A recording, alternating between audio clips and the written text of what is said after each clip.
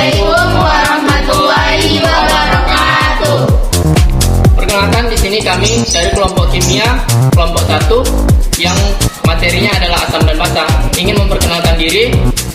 Perkenalkan, nama saya Giorgio Gurusinga dan teman sebelah saya. Perkenalkan, nama saya Arhamna. Perkenalkan, nama saya Linda. Perkenalkan, nama saya Elsie. Perkenalkan, nama saya Juwita. Baik, sekian perkenalan dari kami. Selanjutnya kami langsung akan membahas materi tentang asam basa, yaitu pengertian asam basa. Asam dan basa. Asam dan basa adalah dua jenis zat kimia yang sering dijumpai di dalam kehidupan sehari-hari.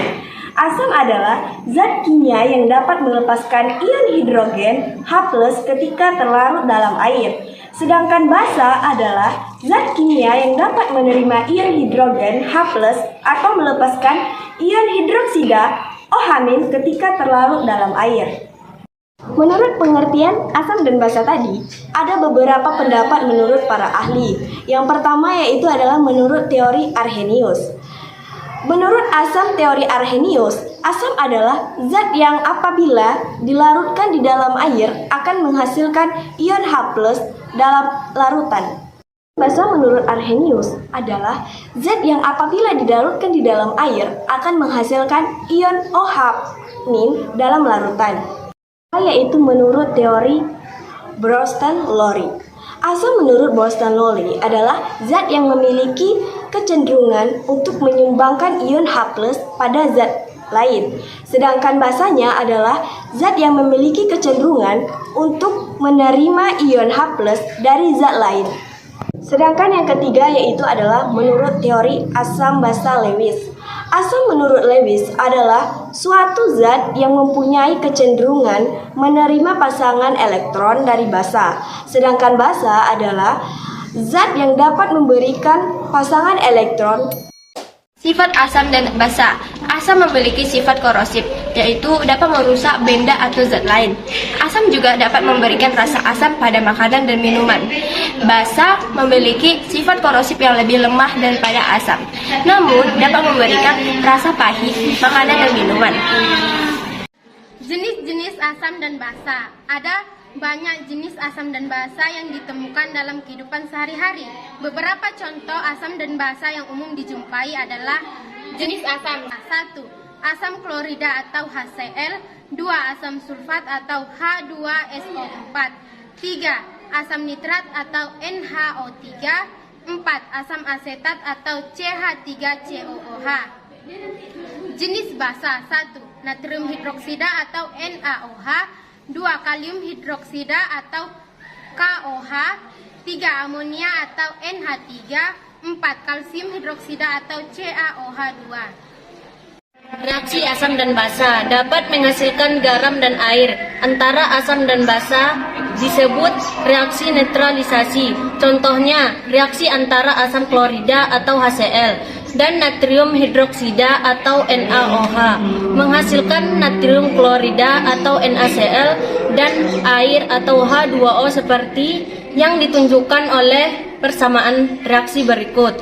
HCl ditambah NaOH menghasilkan NaCl tambah H2O.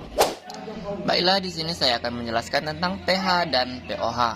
Nah, berdasarkan teori asam basa Arrhenius, sifat asam berkaitan dengan ion H+ dalam larutannya. Nah, semakin besar konsentrasi ion H+ yang ada dalam suatu larutan, maka larutan tersebut semakin asam. Nah, untuk menyatakan tingkat keasaman suatu larutan tersebut, ada seorang kimiawi bernama Sorensen yang mengusulkan konsep pH, di mana P berasal dari kata potens yang artinya pangkat. Maka timbullah rumus ini. pH sama dengan min log H+. Nah, mengapa dari mana min log H+ ini? Nah, jika H+ sama dengan 10 pangkat N, maka pH sama dengan N. Nah, mengapa N itu berdasarkan sifat pangkat tersebut. Nah, jika H+ sama dengan X dikali 10 pangkat N, maka pH sama dengan min log dikali 10 pangkat N. Nah, seperti itu. Nah, mengapa min log kali 10 pangkat N? Makin besar konsentrasi ion H+, maka semakin kecil pula pH tersebut. Nah, hubungan pH dengan pOH. Sama halnya dengan pH, konsentrasi ion OH juga bisa dinyatakan sebagai pOH. Maka timbullah rumus POH sama dengan min log OH min. Nah, untuk mengubah POH menjadi pH, maka ada rumus pH sama dengan 14 min POH. Nah, selanjutnya kita akan mengerjakan contoh soalnya. Nah, di sini ada soal tentukan pH untuk larutan berikut. Jika diketahui H plus sama dengan 2 dikali 10 pangkat min 6. Nah, pH sama dengan min log H plus. Nah, ini kan rumus. Nah, masuk ke sama dengan min log 2 dikali 10 pangkat min 6. Nah, di sini kan 10 pangkat min 6, maka rubah menjadi hasilnya 6 min log 2. Nah, ini sudah selesai. Lanjut ke soal yang kedua, yaitu OH min sama dengan 4 dikali 10 pangkat min 5. Nah, rumus POH sama dengan min log OH min. Maka min log 4 dikali 10 pangkat min 5. Nah, ini kan 10 pangkat min 5, maka kita rubah menjadi hasilnya 5 min log 4. Nah, di sini kan bentuknya masih POH, maka kita rubah menjadi pH. Mana tadi rumus mengubah POH menjadi pH, yaitu pH sama dengan 14 min POH. Maka 14 min 5 dikurang 5 min log 4, maka menjadi 9 plus log 4. Nah, ini hasilnya. Nah, masuk kita ke soal yang selanjutnya. Nah, di sini tentukan konsentrasi H plus dari larutan dengan pH berikut. Nah, di sini kan kita disuruh mencari konsentrasi H plusnya. Nah, di mana soalnya yaitu pH sama dengan 4 min log 2. Nah, pH itu kan rumusnya min log H plus, maka sama dengan 4 min log 2. Maka tinggal kita ubah saja 4 ini menjadi pangkat.